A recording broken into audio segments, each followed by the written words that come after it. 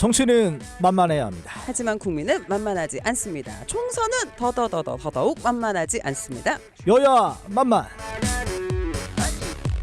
오늘도 지난주에 이어서 두 분 함께하겠습니다. 여야 정당에서 오신 부대변인 두 분, 국민의힘 신주호 부대변인 그리고 더불어민주당 김민주 부대변인 함께하겠습니다. 어서 오십시오. 네, 반갑습니다. 네, 먼저 한마디씩 인사 나눠주십시오. 이번에는 신주호 부대변인부터. 이제 오늘부터 본격적인 선거운동이 시작이 되는데 여기서 제가 특별히 또 자리를 마련해 주셔서 이렇게 아침부터 오게 됐습니다. 앞으로 남은 선거 기간 동안에 제가 또 선대위에 합류를 한 상황이라 네. 국민들의 마음에 더 다가갈 수 있도록 노력하겠습니다. 지켜봐 주시면 감사하겠습니다. 그리고 우리 김민주 부대변인. 예, 민주당은 김민주 부대변인입니다. 저 말 잊을 수가 없어. 네, 그 아침에 비가 오니까 그 촉촉해서 오늘 첫날인데 기분이 저는 뭐 나쁘지 않더라고요. 근데 저 여의도에 원래 벚꽃 축제가 한참 이번 주부터 있는데 벚꽃이 안 폈어요. 예, 봄은 왔는데 꽃이 아직 안 핀 것 같아요. 예, 4월 10날 총선 승리로 예. 국민의 꽃이 활짝 폈으면 좋겠습니다. 아니 근데 그 회가 거듭할수록 두 분의 케미가 좀 좋아지시는 것 같아요. 오늘도 옷의 어떤 스타일이 노타이에다가 약속하신 건 그러니까 아니잖아요. 의상 맞추셨어요 오늘? 드레스 코드? 왔는데 비슷한 그러니까요. 상황입니다. 진짜? 좀 의심스럽긴 합니다만 두 분의 어떤 고정을 위한 몸부림으로 알겠습니다. 일단 아주 좋아 보입니다. 예. 저희가 오늘 본격적인 또 토크 들어가기 전에 저희 퀴즈 있잖아요. 선거 퀴즈. 당첨자분들을 두 분께서 뽑아주실 건데요. 일단 오늘의 문제는 이거였습니다. 국회의원 후보자가 할 수 없는 선거운동은 무엇일까요? 보기 4개였습니다. 네. 1번 SNS에 홍보글 올리기, 2번 명함 나눠주기, 3번 선거사무소 설치하기, 4번 금품 제공하기. 정답 뭐였죠? 네, 4번 금품 제공하기였습니다. 간략하게 해설을 좀 해주신다면. 예, 그 후보자 등록을 하게 되면 선거사무소를 설치할 수 있고요. 그 선거사무소에 간판이나 현수막을 수량 제한 없이 설치할 수 있다고 합니다. 요즘 또 크기도 진짜 크게 하신 분들 되게 많더라고요. 예. 멀리서도 볼 수 있게. 이것도 아마 규격이 없는 것 같습니다. 홍보사항이 기재된 명함을 배부할 수 있고요. 또 길이 240, 너비 20 규격으로 제작한 어깨띠를 하고 선거운동을 할 수 있습니다. 하지만 여기서 중요한 거 금품이나 음식물 제공 안 되고요. 이런 것들은 반드시 사라져야 할 위법사항이라는 거 꼭 기억해 주시기 바랍니다. 오늘 당첨자 발표하겠습니다. 치킨 콜라 세트 받으실 두 분, 먼저 한 분 김민주 부대변인 발표해 주시죠. 네네. 치킨 콜라 세트 받으실 분입니다. 8889번 4번. 굿모닝 OBS를 들어보니까 저 혼자 듣기에 너무 안타까워서요. 직장 동료들 단톡방에 같이 듣자고 홍보했어요. 청취자 잘하셨어요. 13명 추가요. 감사합니다. 우리 두 분도 많이 홍보해 주세요. 김민주 신주호 부대변인 오늘 예, 열심히 함께합니다. 그리고 또 한 번 신주호 부대변인 알려주세요. 네, 7910님입니다. 동생 부부께서 여행을 가면서 조카들을 맡기셨다고 해요. 잠도 안 자고 이제 밤새 놀아달라고 하는데 힘드시다고 합니다. 꿀팁을 혹시 말씀해 주시면 어떤 게 있으실까요? 저는 자녀가 없어서. 그러니까 저도 육아를 안 해서 네. 두 분 뭐 있어요? 이거 안 좋은 건데 네. 그 핸드폰 줘야죠. 가장 쉬운 방법. 이렇게 두 분께 드리고 백화점 상품권 당첨자는 우리 최 기자가 예. 발표하겠습니다. 0909번님입니다. 그 매일 아침 굿모닝 OBS 들으며 출근합니다. 운전 중에 퀴즈 참여하기가 어려워서 오늘은 벼르고 있었습니다. 미리 문자 써놓고 답만 채워보냅니다. 와, 정답 4번. 멋지십니다. 와, 엄청난 준비성. 이렇게 세 분께 저희가 선물 보내드리겠습니다. 자, 이제 오늘 본격적으로 여야 만만 시작을 해볼 텐데 앞에서도 말씀드린 것처럼 오늘 공식 선거 운동이 시작이 됐습니다. 이제 각 당에서 어떤 전략으로 어떻게 다가올지 총력전 기대가 되는데요. 오늘은 주제를 저희가 딱 묶지 않고 좀 다양한 이야기를 한번 나눠보도록 하겠습니다. 먼저 무슨 얘기 해볼까요? 예, 그 어제 한동훈 국민의힘 비대위원장이 저희 기자들 말로는 정말 깜짝 기자회견이었다고 합니다. 공식적으로 공지가 안 됐다고 해요. 네, 근데 내용을 보니까 국회를 세종시로 완전히 이전하겠다. 아무래도 공식 선거운동 바로 전날이니까 좀 승부수를 띄웠다. 좀 이렇게 봐야 될 건지 좀 궁금합니다. 네, 먼저 두 분, 내부에서는 얘기가 있었나요? 이런 말씀을 하셨던 적이 있습니다. 그러니까 뭐 세종시로의 국회 이전 문제뿐만 아니라 이제 한동훈 위원장께서 저희가 정부 여당이기 때문에 정책적인 우위가 있다. 정책 능력에 있어서 분명히 민주당보다 우세한 상황이기 때문에 앞으로 정책을 계속해서 발표하면서 국민들의 민심을 얻어나가겠다라는 말씀을 그 내부 회의에서 하셨던 적이 있습니다. 예. 그렇기 때문에 이 문제도 그거의 일환이라고 보고 있고 저는 이러한 식의 정책 발표가 계속해서 이어질 것이라고 생각합니다. 저희가 분명히 민주당에 비해서 정책적으로 풀어나갈 수 있는 여력이 충분하기 때문에 이러한 정책을 계속 발표하면서 민심을 얻어나가는 과정이 있지 않을까 생각합니다. 네. 우리 네, 김민주 부대변인님. 네. 사실 원래 이 공약은 약간 민주당 쪽 공약이었다고 저는 생각이 처음 들었을 때 그렇군요. 네. 잘못 들어서 민주당이 발표한 공약인 줄 알았어요. 그래서 놀랐는데 좀 엉뚱했어요. 마치 그 축구할 때 그 상대편 공격수가 자기네 골대 자책골 넣는 느낌, 이거를 어떻게 설명을 해야 될까? 이게 저희 아까 말씀하신 대로 저희 민주당이 거의 20년째 주장하던 예. 거였거든요. 근데 총선을 앞두고 급하긴 매우 급하셨나 보다. 이런 공약을 발표하셔서 저도 좀 놀랐습니다. 근데 참 자책골이라고 하는 게 그 딱 두 가지 느낌이 딱 연상이 들더라고요. 첫 번째는 이 세종의 그 국회를 옮기겠다. 누가 예. 딱 떠오르세요? 저는 노무현 대통령. 노무현 대통령이 제일 먼저 떠오르죠. 예. 그 두 번째는 이건 바로 개헌 문제거든요. 개헌 문제다 보니까 이거는 반드시 개헌의 수도 이전뿐이 아니라 권력구조 개편까지 들어가면 이건 예. 대통령실하고 뭐 얘기라도 한 건가, 이렇게 무서운 거를 던져도 되는 건가라는 생각이 좀 들었어요. 예. 근데 바로 대통령실에서 그러니까 국민의힘 쪽에서는 이게 국회법으로 개정만 해도 불가능합니다. 그래요? 예, 불가능합니다. 이거는 2004년도에 노무현 대통령이 이제 수도 이전이 그 위헌 판결을 했는데 관습법이라는 그때 말도 안 되는, 정말 말도 안 되는 이상한 위헌 판정이 났잖아요. 예. 그 이후에 대통령실과 국회를 아주 못 박았어요. 그래서 국회를 옮긴다는 거는 수도를 옮기는 거기 때문에 대통령실도 같이 움직여야 됩니다. 그 저희 민주당이 바보가 아니어서 일부 10개 상임위만 옮기겠다고 한 게 아니에요. 예, 이런 위헌 문제 때문에 어쩔 수 없었는데 이번 기회에 적극적으로 우리 한동훈 비대위원장이 예. 국힘이 그 전까지의 반대를 이제 안 하고 적극적으로 한다고 하니까 이번 기회에 개헌까지 가서 전국이 균형 발전될 수 있는 좋은 나라로 만드는데 같이 힘을 합쳤으면 좋겠습니다. 근데 어제 이 발표 이후 대통령실에서도 제2집무실 뭐 옮기겠다 발표하지 않았었나요? 이건 어느 정도 지지한다는 얘기 아닌가 싶은데요. 그렇습니다. 지금 사실 그 수도권, 그러니까 서울로의 과밀화가 집중되어 있는 상황이기 때문에 그러한 수도권 과밀화가 국토 균형 개발을 해친다라는 그 국민적인 시각이 존재하지 않습니까? 그것을 또 타파하기 위한 일환이라고 보고 대변인께서 헌재 말씀을 하셨는데 저는 헌재에서도 이 문제는 분명히 또 다른 판결을 내릴 것이라고 봅니다.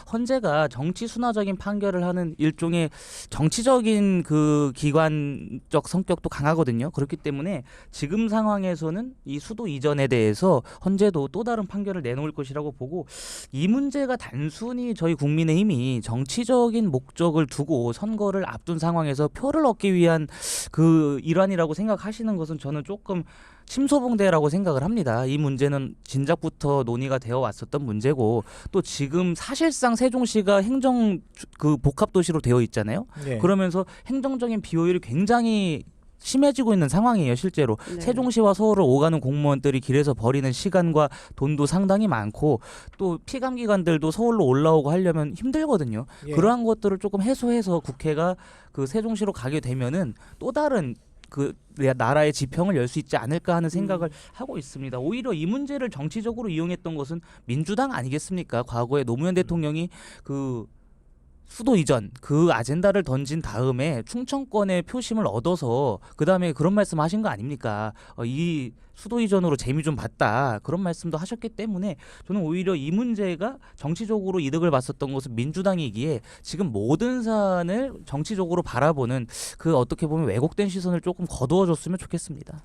여기 잠깐 말씀드리면 노무현 대통령이 2년 대선 때는 몇 달 전에 장기적인 국가 과제를 이야기하면서 발표를 하신 거고요. 2주 전에 발표한 건 아니죠.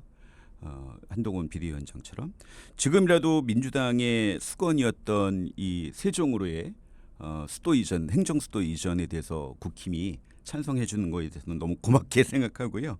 다만 제 집무실을 옮긴다는 거는 윤석열 대통령이 원래 대통령 공약 예, 사항이었고요. 맞아요. 네. 일주일마다 회의하겠다는 것도 음. 공약 사항이었어요. 2년 동안 뭐 했냐. 그거에 대한 먼저 반성이 먼저 따라야 될 것 같고요.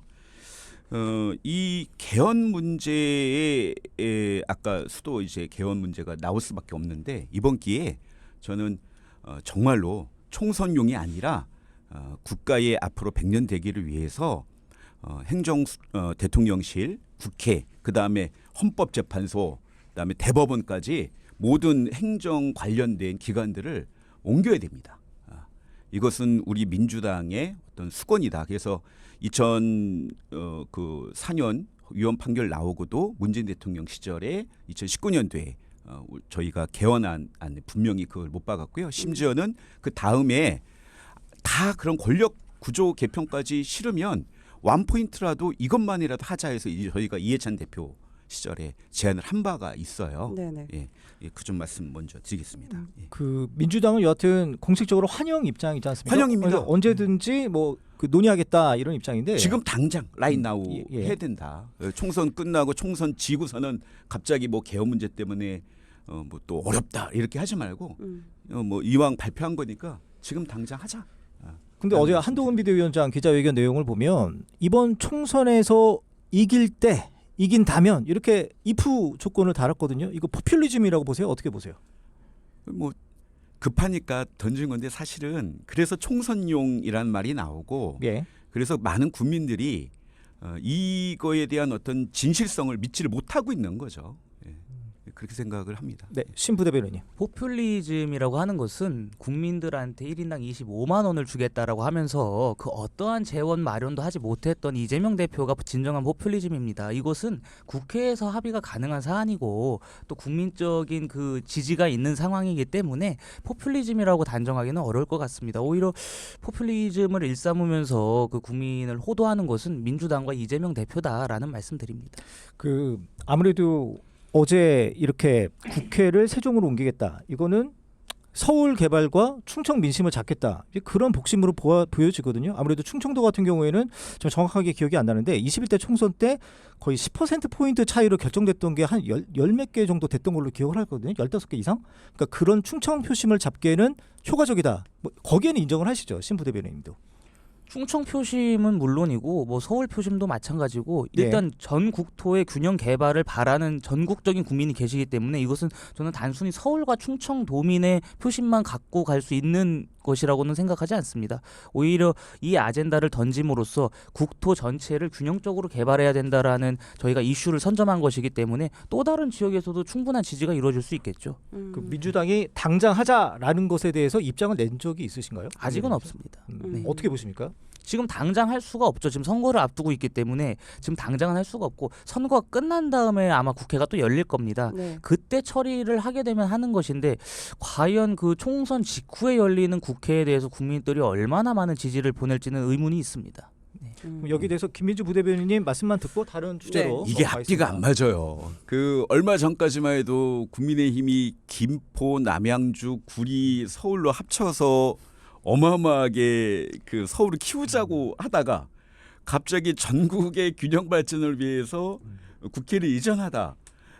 이게 좀 안 맞잖아요.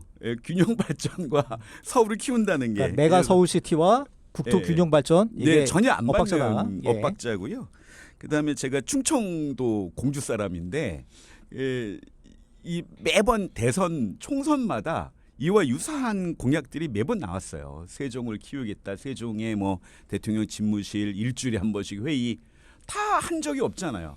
오로지 민주당만 20년 가까이 오로지 이 세종의 수도를 옮긴다는 균형 발전이라는 거는 저희 민주당의 어떤 가치거든요. 노무현 대통령 때부터 시작된. 그래서 이걸 줄기차게 주장했기 때문에 예. 충청 도민들이 민주당에 대한 지지를 계속 보내줄 거라고 보고 있습니다. 제가 하나만 좀 말씀을 드리면 국민의힘은 서울을 키우자고 한 게 아닙니다. 분명히 말씀드리면 뉴시티 프로젝트, 메가시티 프로젝트라고 하는 것은 서울도 키우고 각 지방에 있는 권역별의 대도시를 만들겠다라는 겁니다. 지방 소멸이 가속화되고 있는 상황에서 각 지역에 서울과 비슷한 수준의 광역 도시가 생긴다면은 그 광역 도시를 중점으로 해서 그 지방이 살아날 수 있는 분위기, 풍토를 마련하겠다라는 것이었거든요. 그리고 그것이 지금 전 세계적인 추세이기도 하고요. 저희가 단순히 서울만 키우자고 했던 점이 아니라 서울 그리고 뭐 호남권, 영남권, 충청권, 강원권에 메가시티를 조성함으로써 그 각 권역에 계신 국민들의 그 불편함을 해소하고 더 편한 생활을 영위하실 수 있게끔 도와드리려고 했다라는 점 말씀드립니다.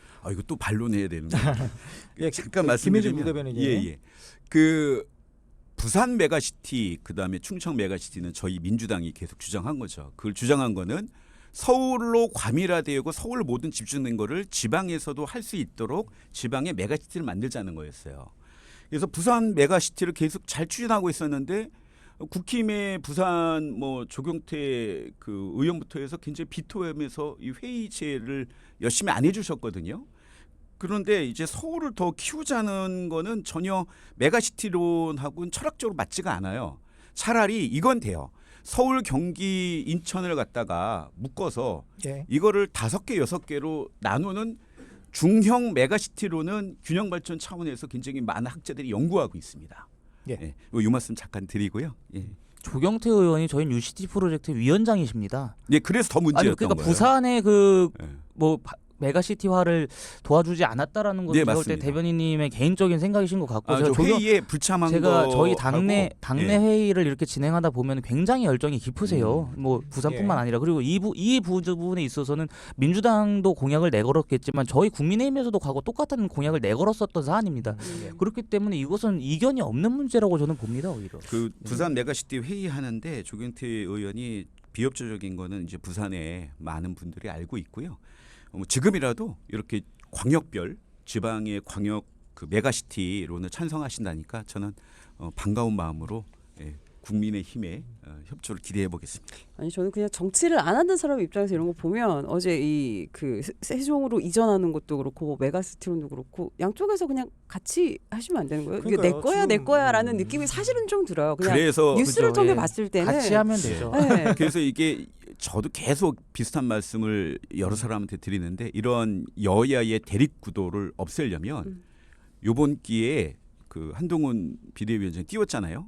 개헌할 때 수도 이전뿐이 아니라 권력구조 개편에 대해서 분권형 개헌을 같이 해야 된다. 저는 주장하고 싶습니다. 그래서 이런 여야가 서로 대립하고 뭐 모든 권력 독점하는 이 권력구조가 있는 한 이게 여야 협치가 굉장히 점점 어려워지죠. 네. 아니 협치 얘기 나오니까 어제 그 민주당 쪽에서 얘기했나요? 그 앞으로 이제 의회에서 앉는 자리를 이 뭐지 당별이 아니라 앉겠다? 같이 섞어 앉자 뭐 이런 얘기도 나왔는데 그러면 좀 도움이 될까요? 저는 그러면 안 된다고 봅니다. 아 그래요? 같은 당끼리 상의를 한 다음에 네. 다른 당이랑 협상을 해야 되는데 사실 이런 말씀 드리기는 좀 그렇습니다만 같은 당 의원들끼리 할 수 있는 얘기가 있거든요. 그 다른 네네. 당 의원이 있으면 얘기를 못하는 부분이 분명히 있습니다. 근데 섞어서 앉으면 전략상의 미스다. 네, 전략적으로 저희가 뭔가 수립을 못하죠. 아 네. 알겠습니다. 다음 이슈 넘어가 볼까요? 그 뭐 같은 이슈긴 한데 네. 그 조국 혁신당 같은 경우에는 뭐 동조를 했습니다. 오히려 뭐 민주당보다 더 빨리 뭐 환영한다 이런 입장이 냈는데 어떻게 좀 여기에 대해서는 어떻게 보십니까? 어떻게 네. 뭐 저부터 네네. 김민주 부대변인님. 이거를 정치적인 이불리로 보면 완벽하게 조국 혁신당의 입장의 해석이 안 돼요. 아까도 말씀드렸듯이 이 국회 그다음에 행정수도 이전은 노무현 대통령 때부터 시작된 민주당의 어떤 가치거든요. 예. 그렇게 보면 이제 조국 혁신당은 고 노무현 대통령의 정치적 노선을 굳건히 하는 사람들로 많이 가 있고 실제 저 참여정부하고 문재인 정부 청와대 분들이 주도를 하고 있거든요. 예. 그래서 자치분권 균형 발전에 대해서 매우 혁명적인 사고를 이분들이 갖고 있어요. 예를 들면 그 당시 문재인 정부의 개헌안을 조국 그때 수석이 직접 발표를 했어요. 그래서 그 개헌안을 보면 자치분권의 내용에 대해서 매우 강력하고 정교합니다. 예. 지방 정부라는 표현을 쓰고 있고요. 그다음에 지방 정부 자치권은 주민으로부터 나온다는 마치 대한민국의 권력은 국민으로부터 나온다는 것처럼 지방 정부의 주민 자치권은 주민으로부터 나온다라고 할 정도로 명문화할 정도로 굉장히 자치분권 균형 발전에 대해서 조국 대표나 조국 혁신당이 갖고 있는 생각들은 굉장히 굳건하다, 네. 강하다. 그 관점에서 바라보면은 조국 혁신당이나 조국 대표의 말이 충분히 이해가 되실 거라고 보고 있습니다. 네, 뭐 어젠더를 뺏겼다 뭐 이렇게 보시질 않으세요? 먼저 좀 환영의 목소리를 먼저 내다 보니 우리 민주당이 한 발 늦었네 뭐 이런 생각은 안 하시고요. 민주당도 바로 그 이재명 대표도 바로 그 얘기 듣자마자 바로 하자라고 예. 했고요. 그다음에 김종민 의원은 뭐 민주당에 있다 떠나신 분이지만 그 지역에 출마하시고 네. 그 지역의 강준현 의원도 네. 환영 발표를 했죠. 예. 저 신조 부대변인이 저는 조국 혁신당의 조국 대표가 그 더불어민주연합의 그 위성정당 거기서 나가는 표를 완전히 끌어가려고 하는 목적이라고 봤습니다. 지금 대변인님 말씀하신 것처럼 이 문제는 노무현 대통령 때부터 이루어진 문제이기 때문에 지금 민주당에서 벌어진 비명행사 공천 때문에 피해를 본 것은 사실상 친문진영, 그러니까 친문진영은 곧 친노진영 아니겠습니까? 예. 그러한 상황이기 때문에 반 이재명 표를 조국 혁신당의 조국 대표가 모두 끌어가려고 하는 전략이라고 저는 봤습니다. 네. 일단 알겠습니다. 저희가 아까 그 문자로 8897번님이 노래 한 곡 신청하셨거든요. 일단 저희 3부는 시간이 얼마 남지 않아서 노래로 마무리를 하고 저희 4부에서 두 번째 이슈 넘어가도록 하겠습니다. 아까 우리 최 기자도 이 노래 듣고 싶다고 그랬어요. 박주훈의 비와 당신 보내드립니다. 잠시 후 4부에 이어갑니다. 네, 굿모닝 OBS 생방송으로 함께하고 있고요. 현재 시각 8시 31분 막 지나고 있습니다. 네, 확실히 이 두 분 모시고 한 게 이번이 세 번째잖아요. 그렇죠. 벌써 세 번째네. 분위기가 정말 좋지 않았나요? 우리 아까 온에어 내려갔을 때. 완전 화기애애. 왜 저희들은 막 가만히 있었는데 두 분께서 막 되게 말씀도 많이 하시고 그러니까. 그리고 아까 우리 비와 당신 네. 유다 씨가 틀어주셨잖아요. 노래 비와 나왔어. 당신 네. 다들 좋다고 말씀해 주시고. 약간 우리 회식 자리인 줄 알았어. 예, 그럼 좀 얘기를 계속 이어가서요. 네, 이제 온에어 모드입니다 다시. 예, 계속 아무래도 선거 이제 10여일. 사전 투표까지 생각하면은 정말 며칠 안 남았어요. 그렇죠. 다음 주 금요일이잖아요. 사전 투표가 4월 금토. 5일. 예. 맞습니다. 지금 민주당을 포함해서 범야권 200석 얘기 어떻게 민주당 쪽에서는 자신이 있기 때문에 얘기가 나온 겁니까? 좀 기류 변화가 사실은 있었잖아요. 기존에는 좀 쉬쉬하다가 이번에는 좀 그야말로 스피커 분들이 많이 말씀을 하십니다. 어제인가 엊그제 그 김인석 실장 의원 명의로 공문이 나갔어요. 이런 말을 하는 개인적으로 200석 얘기하는 후보에 대해서는 엄중한 경고를 하겠다. 사실 이건 말이 안 되는 이야기고요. 오히려 그렇게 보세요? 예, 조선일보나 네. 아니면 국힘 쪽에서 본인들의 지지층을 집결하기 위한 네. 음모성 발언이 아닌가라는 생각까지도 저는 하고 있습니다. 사실 민주당 진보 계열의 정당에서 150석을 넘은 건 두 번밖에 없어요. 네. 그래서 200석이라는 거는 좀 매우 과장됐다라는 생각이고 특히나 뭐 얼마 전에 축구했잖아요. 축구 최근에 축구 경향이 전방 압박을 통해서 상대 실수를 노려서 골을 넣는 건데 저희 실수를 노리는 이런 좀 말들이 아닌가라는 생각을 해보고요. 좀 어려웠다 오히려.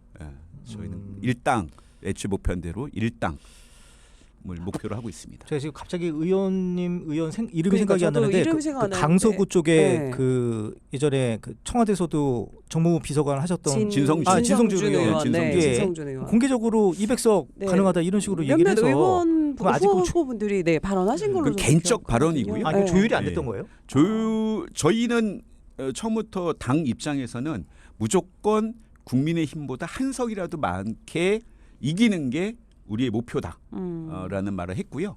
그다음에 전략적으로도 지금 지난번에 얘기했듯이 135에서 140석의 지역구, 그다음에 비례에서 15석 플러스 알파, 그래서 155석 정도가 현실적인 우리의 목표다라는 말씀을 이제 계속 드렸죠. 여튼 겸손하지 않으면 국민께 겸손하지 않으면 안 됩니다. 네. 그래서 이런 이야기는 오히려 국민의힘 쪽에서 흘리고 있는 거 아닌가라는 생각해 봅니다. 네, 일단은 몇몇 후보의 개인적인 발언이다라는 말씀이셨던 네. 것 같고 여기에 대해 신조 부대변인은 저는 의견? 개인적인 발언으로 치부하면 안 된다고 보는 게 이런 이야기 이재명 대표가 계속합니다. 이재명 대표의 입장 변화를 쭉 살펴보면은 2월 달 정도에는 일당하는 게 현실적인 목표다라고 했고요. 예. 그다음에 최근에는 단독 과반을 계속 외치고 있습니다. 그리고 더 최근으로 오면은 대통령 탄핵을 계속 운운하고 있어요. 네. 대통령 탄핵을 할 수 있는 의석이 몇 석인지 다들 아시지 않습니까? 200석입니다. 근데 그 200석을 확보하겠다라는 일환으로 지금 이재명 대표가 계속해서 대통령 탄핵을 외치고 있는데 그런 면에서 저는 이 200석을 목표로 둔 것은 민주당의 겉으로 드러난 사실상의 그 의지가 아닐까 싶습니다. 근데 저는 말씀을 드리고 싶은 게 지금 저희가 의석을 전망하고 예측하는 것은 사실상 무의미합니다. 왜냐하면 지난 총선에서도 그러니까 본선거운동 들어가기 직전에 미래통합당에 제가 그때 있었는데요. 미래통합당에서도 이번 선거 해볼 만하다라고 했습니다.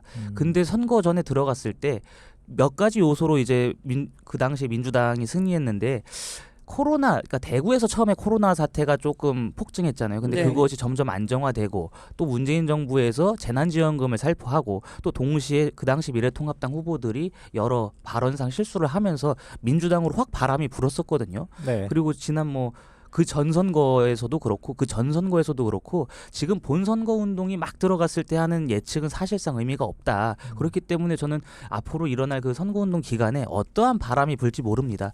지금 구도와 인물이 형성이 되어 있어도 그것이 바람 한 번에 구도가 바뀔 수가 있고 인물로는 사실 먹히지가 않을 확률이 크거든요. 예. 그렇기 때문에 지금 그 200석, 100석 이런 식의 전망은 저는 무의미하고 하지 말아야 된다. 그리고 오히려 남은 선거운동 기간 동안 어떻게 하면 국민들께 더 다가갈 수 있을지를 고민하는 그 선거 운동을 해야 되지 않을까 싶습니다. 네. 예. 근데- 신주호 부대변인 말씀에 좀 예. 동의하면서 한 말씀 네. 드리면 김민주 부대변인님. 지금 최근에 이제 여러 정치 평론가들이나 여론조사 전문가라는 분들이 몇 석 이런 예측을 해요. 예. 굉장히 부적절하다. 저는 그렇게 생각을 하는데 약간 의도가 있다 이렇게 보시는 거예요? 자기 마케팅이죠. 음. 자기 마케팅이라고 보고 있고요. 저는 그것이 굉장히 문제라고 보는 것은 예. 투표율 때문에 그렇습니다.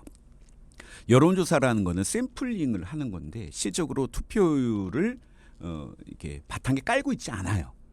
따라서 투표율이 어떻게 나오느냐에 따라서 예. 이 상황은 매우 달라질 겁니다. 네네. 개인적으로는 55에서 6560이라는 이야기를 지난번 시간에도 말씀을 드렸는데 예. 55 미만으로 떨어지면 국힘이 유리할 것이고 예. 60 이상이 되면 민주당이 유리할 것이고 그 구간에선 접전이 있는데 아무래도 60으로 가까이 되면 저희가 좀 유리할 것이고 네네. 55 쪽으로 가면 국민의힘이 유리하겠죠. 근데 투표율의 문제이기 때문에 지금 남은 기간을 미리 예상을 네. 해서 몇 석을 이야기하는 건 그건 좀 안 맞는다. 예. 라는 말씀 좀 전 추가적으로 드리고 네. 싶습니다. 여기서 200석이 뭔지 한번 말씀을 드리는 게 좋을 것 같아요. 범야권 네. 200석이라는 게 어떠한 권한을 가지는지. 아 그럴까요? 네네. 뭐 여러 가지가 있잖아요. 네. 저기 가장 대표적인 게 예. 탄핵 소추할 탄핵 수 소추. 있는 권한이 있고, 헌법 개정. 네 그렇죠. 그리고 이제 대통령 거부권 무효화시킬 네. 수 있는. 그러니까 네. 그 재석 의원의 3분의 2 이상의 그 가결이 돼야지만이 되는 것들이거든요. 방금들이. 네. 그러니까 아무래도 200석의 그 어떤 위력 이런 것들이 좀 크다 이렇게 보여지고요. 네. 아니 그런데 그 민주당 쪽에서는 어제 네. 이게 뭐 뜬금없다고 해야 됩니까? 교섭단체 완화를 또 얘기를 했잖아요. 맞습니다. 이게 어떻게 보면 조국 혁신당에 손을 내민 거 이렇게 해석되면 범야권 200석을 원하는 게 아니냐 이런 어떤 프로세스로 생각되는데 어떻게 보십니까? 그 이야기하고 더불어서 어제 그 조국 혁신당의 또 우호적 발언을 모 당직자가 했더라고요. 아, 근데 민주당 과반 의석 아니죠. 진짜로? 조국 혁신당과 지금 민주당과의 갈등 이야기가 나오다가 예. 어제 그 조국 혁신당이 역시 아군이다. 저 우군이다. 우군이다. 라는 말을 예. 또 모 당직자가 했는데 저는 이거는 소수 정당에게 네. 어떤 그 말씀하신 대로 그 정치에 폭넓은 기회를 준다는 면에서 사실은 이 조국 혁신당과 상관없이 이루어져야 될 사항이고요. 아까 신 부대변인께서도 여야가 좀 이렇게 다 서로가 갈등 구조에서 협치가 돼야 된다라고 하면 원내 교섭단체에 소수당이 있는 게 훨씬 부드럽게 됩니다. 예. 네, 그런 정치 발전의 측면에서 전 필요한 부분이라고 생각을 하고요. 예, 조국 혁신당과 상관없이 제가 발표한 거라고 생각을 합니다. 예, 신 부대변인님. 저는 개인적으로 교섭단체 기준을 완화하는 것은 반대합니다. 아, 먼저 청취자분들께 말씀드리면 교섭단체는 지금 20석입니다. 아, 네네. 교섭단체는 20석이고 법안 발의는 10석인데 예. 교섭단체를 완화하게 되면 수많은 교섭단체가 국회 내에 생길 겁니다. 근데 교섭단체가 많아지면 문제가 뭐냐면 국회 안에서 이제 제대로 된 정치가 이루어지지 않을 확률이 커요. 그러니까 오히려 뭐 교섭단체가 많으면 예. 서로 협상하고 이런 게 진전되지 않겠냐라고 예. 말씀하시는데 지금까지 의회 정치를 실시했었던 나라들의 사례를 보면은 오히려 국회 내에 그런 발언권이 세지는 정당이 많아지면 많아질수록 교착 상태가 더 가속화됩니다. 저희가 지난 국회죠. 지지난 국회 때도 보면은 뭐 새누리당, 뭐 그 당시 민주당 그리고 국민의당, 뭐 바른미래당 이렇게 많지 않았습니까? 예. 그 당시 국회 상황이 어땠는지를 돌이켜 보면은 오히려 그 국회가 뭐 동물국회로 이루어지면서 패스트트랙을 태우니 마느니 하면서 굉장히 싸움, 갈등이 심해졌었거든요. 그렇기 때문에 저는 개인적으로 교섭단체를 완화한다라는 그 대의 명제는 거부합니다. 그렇게 해서는 안 됩니다. 그러니까 뭐 생각하기 좀 나름인 것 같기도 합니다. 왜냐하면 본회의 자체에서 싸우기보다는 그 전에 사전에서 교섭단체들끼리 먼저 회의를 하면서 뭔가 그렇죠. 조율해 나가잖아요. 그런 차원에서는 더 순기능이 많다 이렇게 보시는 분들도 많은데 어떻게 보십니까? 네, 김민주 부대변인님. 그 국민의힘이나 뭐 많은 분들은 그 국회 내에서 많은 교섭단체가 없이 지금 큰 정당이 좌주지하는 거 이거를 좀 아까 얘기하시는 것 같아서 굉장히 좀 놀랐고요. 그걸 독재라고 하죠.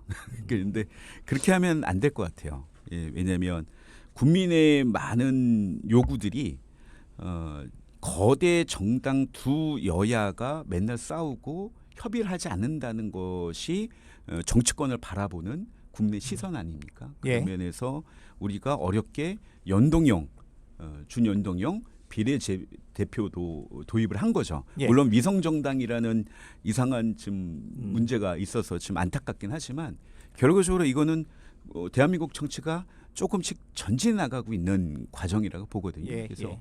원내 교섭단체 완화는 정치 발전에서 좀 필요한 부분이다라는 말씀을 좀 드리고 강조하고 싶습니다. 참고로 국민의힘은 준연동형 제도 반대를 하셨으니까 뭐 일관성은 있으십니다.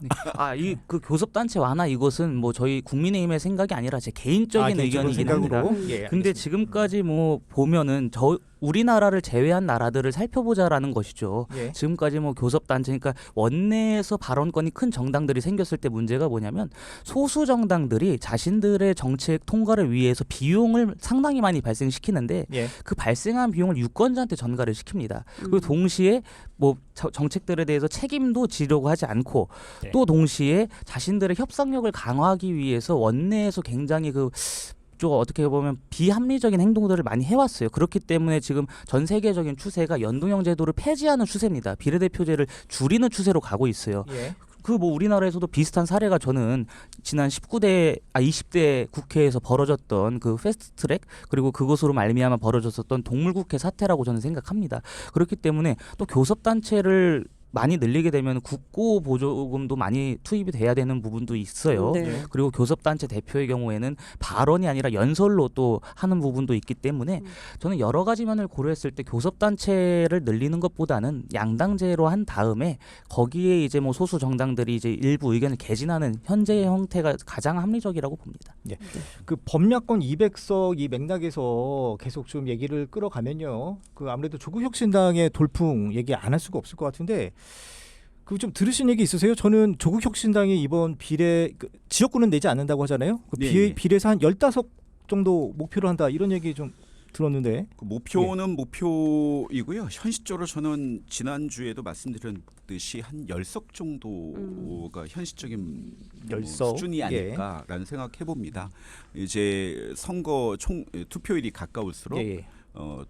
더불어민주연합에 대한 당원과 지지층의 집결이 좀 있을 것이고요. 네. 물론 또 조국 혁신당이 가지고 있는 여러 가지 좋은 점들이 있기 때문에 거기도 충분히 지금 상태로는 10석 정도 충분하다, 현실적일 것 같다. 예. 그 청취자분들 이해를 위해서 좀 설명을 드리면 이게 정당 지지율에 따라서 비례가 의석수가 배분이 네네네, 되잖아요. 그렇습니다. 근데 보통 이게 좀 재밌어요. 정당 지지율에 딱 반을 나누면 그게 의석수가 되더라고요. 그래서 제가 그런 얘기 듣고서 실제로 찾아봤더니 지난 21대 때 미래한국당 그 19석이었거든요. 근데 그 지지율이 그때 40.4%. 거의 절반이잖아요. 음. 더불어시민당도 17석이었는데 36.2%였어요. 예. 정의당도 5석이었는데 10.6%. 그러니까 이제 조국 혁신당에서는 이번에 한 30% 목표로 한다. 이제 그런 이제 목표치를 내세운 것 같은데 여기에 대해서 신조 부대변인님 어떻게 보십니까? 뭐 그거는 조국 대표의 그 개인적인 목표라고 저는 보고 예. 지금 나오는 여론조사가 그대로 가진 않을 것 같습니다. 지금 조국 대표가 계속 선명성 경쟁을 통해서 민주당에 비해서 이제 반윤 연대를 강화하려고 하는 목적인 것 같은데 지난 총선에서도 열린민주당이 총선 직전에 여론조사상으로 한 12%에서 14%가량을 얻었었거든요. 여론조사상으로. 근데 막상 투표함을 열어보니까 5.4%를 득표했습니다. 절반 이하로 줄어든 거예요. 이게 왜 그러냐면 선거 막상 그 유권자들이 투표를 하러 갔을 때 자신의 표가 사표가 되고 조금 자신의 표가 의미 없는 표가 되는 것을 싫어하는 경향이 또 있으세요. 예. 게다가 지금 민주당에서는 계속해서 그 몰빵론을 또 이야기하고 있지 않습니까? 저는 그것이 남은 선거운동 기간 동안에 민주당 범야권을 지지하는 국민들에게 먹힐 거라고 봅니다. 그래서 지금 나오는 여론조사가 그대로 조국 혁신당을 향한 지지로 이어지지는 않을 거라고 생각을 하고 예. 아마 얼마나 의석을 확보할지는 조금 두고 봐야 하겠습니다만 조국 혁신당이 지금 한 세 가지 면에서 저는 상당히 그 위치를 잘 선점하고 있다고 봅니다. 하나는 그 반 이재명 세력을 끌어안는 능력, 네. 그리고 반윤 그 목소리를 그 어느 정당보다도 계속 강하게 지금 메시지를 내고 있지 않습니까? 그 반윤이라는 선명성 경쟁에서도 우위에 있고 예. 또 동시에 문재인 전 대통령과의 관계도 돈독하지 않습니까? 그러면서 문재인 전 대통령을 지지하는 표까지 끌어들이는 면에서 저는 조국 대표가 상당히 지금 위치 선정을 어느 정도 면에서는 잘 했다고 봅니다만 과연 그것이 선거 실제로 이어질지는 한번 두고 봐야 될 것 같습니다. 아까 김민주 부대변인님께서 득표율 말씀하셨잖아요. 지금까지 네네. 총선 결과를 보면 말씀해 주신 대로 60%가 넘어가면 민주당이 유리하고 50%나 여튼 좀 저조했을 경우에는 국민의힘에 유리한데 그렇다면 조국혁신당이 그야말로 지역구는 민주당, 비례는 조국혁신당 이걸 외치고 있어서 뭔가 유권자들 그 저기 누구죠? 그 투표장에 견인하는 그런 쪽으로는 좀 도움이 될 것 같은데 어떻게 보세요? 상당히 도움이 되고 있죠. 뭐 거칠었던 그 공천 과정에서 실망했던 민주당 지지층을 다시 예. 투표장에 견인하는 역할을 충분히 하고 있고요. 거기에 대해서도 민주당이 일정 정도 인지를 하고 있다라고 네. 저는 보고 있습니다. 특히나 지금 지난 지방선거 때 광주 호남의 투표율이 굉장히 저조했거든요. 예. 근데 지금 현재 조국혁신당이 광주 호남 지역에서의 지금 지지율이 굉장히 높아요. 그렇게 보면은 전국적인 어떤 그 투표장률을 높이는데 투표를 높이는데 조국혁신당이 굉장히 잘 해주고 있다. 예. 저는 이렇게 생각하고 있습니다. 네, 이 얘기는 여기까지 예. 마무리하고 시간이 얼마 남지 않아서 마지막으로 이 얘기 하나 하죠. 그 경제 얘기할까요? 포퓰리즘성. 경제? 네. 예. 네. 뭐 25만 원 지원금 얘기도 나오고 뭐 대파 논란도 있었는데 각각 한 마디씩만 제가 좀 여쭤보도록 하겠습니다. 이게 현금 푸는 공약들 어떻게 생각하시는지 먼저 신부 대변인. 그러니까 이재명 대표가 지난 총선에서 문재인 정부가 코로나 재난지원금을 그 살포한 것에 그 추억에 좀 빠져 있는 것 같아요. 근데 그렇게 해서 과연 이 포퓰리즘을 국민들께 계속 말한다고 해서 표를 갈 것 같진 않고 예. 지금 이재명 대표가 저는 자가당착에 빠져 있다고 봅니다. 이재명 대표가 최근 들어서 아르헨티나를 거론하면서 아르헨티나식의 경제 폭망이 일어날 거다라고 했어요. 근데 또 동시에 1인당 25만 원을 지원하겠다고 한 겁니다. 아르헨티나가 어떻게 경제가 폭망했는지를 이 경제 기본을 모르시는 것 같아요. 이재명 대표는. 아르헨티나가 바로 이재명식의 기본소득 그리고 이재명식의 현금 살포 때문에 국가 재정이 무너지고 결국에 디폴트까지 간 것입니다. 근데 그러한 상황에서 자신은 25만 원을 주자고 주장하면서 근데 윤석열 정부식으로 하면 아르헨티나식의 경제 폭망이 일어날 것이라고 하는 것은 이재명 대표가 스스로 무슨 말을 하는지도 모르는 상태에서 자기 모순에 빠진 것이죠. 저는 이재명 대표가 경제의 기본을 좀 공부하시고 경제사의 그 맥락이라도 조금 살펴보신 다음에 이런 주장을 하셔야 된다고 봅니다. 이런 식의 포퓰리즘은 옳지 않습니다. 네. 어떻게 보십니까? 지금 아주 세게 얘기하셨습니다. 네, 오늘 그 1시간 동안. 그 정도 비판은 뭐 있을 거라고 하는데요. 정말 한가한 비판이다 말씀드리겠습니다. 민생이 굉장히 고통스럽습니다. 어렵습니다. 고금리, 고물가가 실제적으로 국민의 삶을 파탄 지경에 이르고 있어요. 예. 원래 조세 정책, 세금이라는 거는요. 목적이 분명합니다. 소득의 재분배, 국민 경제의 안정과 성장이 있습니다. 그게 조세 정책의 목적이에요. 세금을 갖다 그러면은 부자들한테 감세시켜주고 대기업 부자들한테 지원하는 게 세금의 목적, 조세 정책의 목적이 아니죠. 어려운 국민, 그다음에 지금 당장 그 힘든 민생을 도우라는데 세금의 목적이 있는 게 분명한 거예요. 그런데 인플레이션 때문에 돈을 푸는 포퓰리즘이다라고 하는 것은 정말 책상머리 한가한 것이다. 그러니까 지금 윤석열 정권에 대한 2년 동안 뭐 한 거예요? 그러면 이렇게 안 하게 민생을 살폈어야죠. 책상머리 지금 한가한 소리기 때문에 지지율이 지금 떨어지고 있고 총선에서도 지금 어려움을 겪고 있는 것이고요. 지금 우리나라는 스태그플레이션 상황입니다. 즉 수출이나 무역이 안 되고 있는데 물가가 오르는 희한한 상황인 거예요. 그럼 여기서 우리는 결정을 해야 됩니다. 어떤 정책을 해서 이거를 살릴 것인지. 예. 그래서 충분히 이거는 25만 원 뭐 이렇게 긴급 살피자는 거는 충분히 가능한 네. 이야기다라는 말씀드리겠습니다. 제가 짧게 반박을 예. 드리자면 지금의 고금리는 미국의 기준금리 인상 때문에 벌어진 전 세계적인 현상입니다.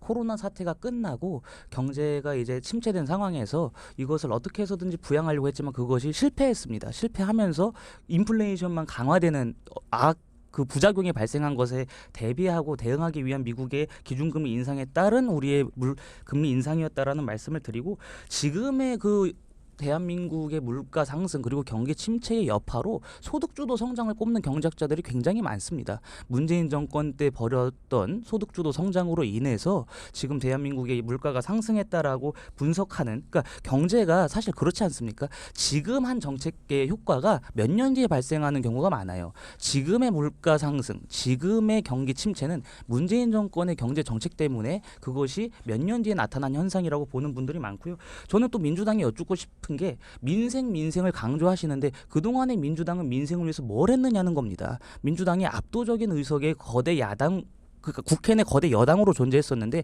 입법을 통해서 민생을 해결하려는 의지는 전혀 보이지 않고 오로지 이재명 대표와 다당 민주당 의원들의 방탄 목적의 국회를 열어오고 또 농성을 한 거 아니겠습니까? 민주당은 그동안에 입법부에서 민생을 위해서 뭘 했는지 먼저 저는 반성해야 된다고 생각합니다. 네. 짧게 네, 짧게 김혜주 부대변인님 30초 네, 마지막 드리겠습니다. 발언 30초. 해주세요. 예. 그 물가나 금리에 대해서 자꾸 호도하는데요. 전 세계가 불황이라고 하는데 그렇지 않습니다. 한국 경제가 불황이고요. 미국과 일본 경제 나쁘지 않습니다. 왜 이렇게 문제가 금리나 물가가 걱정됐으면 치솟는 환율이나 미일 굴종 외교에 벗어나서 실질 외교 다각 외교를 통해서 원자재 수입 가격을 떨어뜨리거나 대중국 수출에 노력을 했었어야 돼요.